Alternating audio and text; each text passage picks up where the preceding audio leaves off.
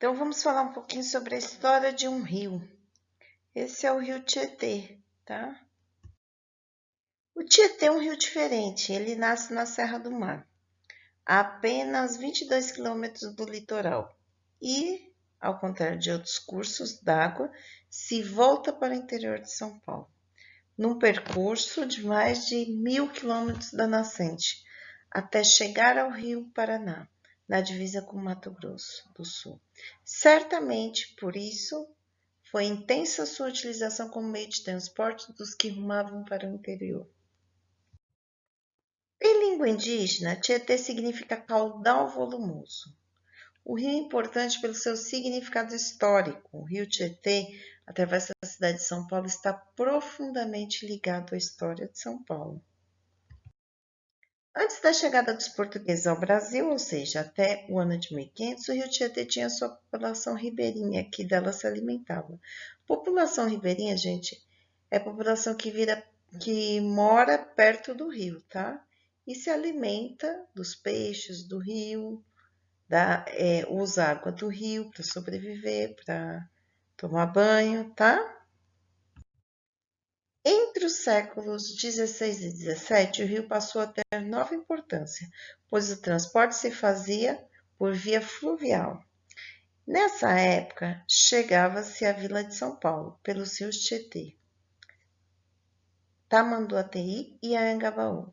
Então, gente, entre os séculos XVI e XVII, o transporte se fazia através do rio, tá? Então, eles iam com barcos pelo rio e transportavam as coisas. Se chegava em São Paulo, pelo rio Tietê, Tamanduateí e Anhangabaú, tá?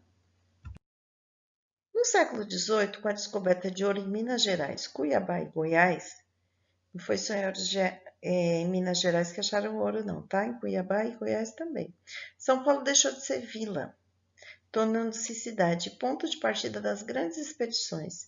A princípio, os roteiros começavam todos pelo rio Tietê. Depois foram desenvolvidos caminhos por terra. Em 1733, completou-se a ligação com os Campos do Sul, o que possibilitou a chegada de cavalos, burros e gado de corte. Os rios perderam sua importância como meio de transporte.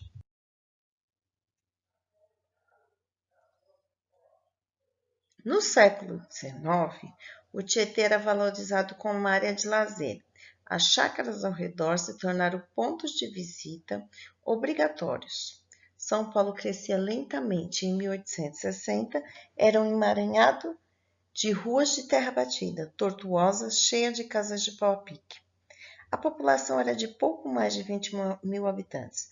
O rio já não era distante da cidade, era um amigo e vizinho, local de pescarias, caçadas e fornecedor de alimentos para a cidade.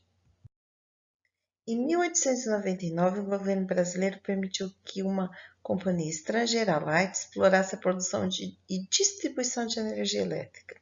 A partir daí, a Light se instalou em São Paulo e começou a construir uma série de usinas.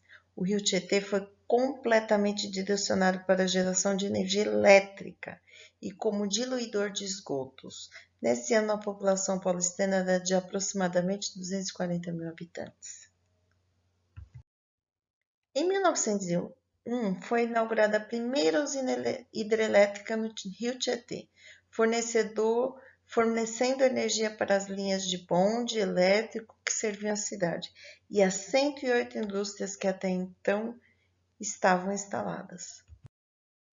Nas primeiras décadas do século XX, São Paulo cresceu muito. A cidade já alcançava a várzea do rio Tietê.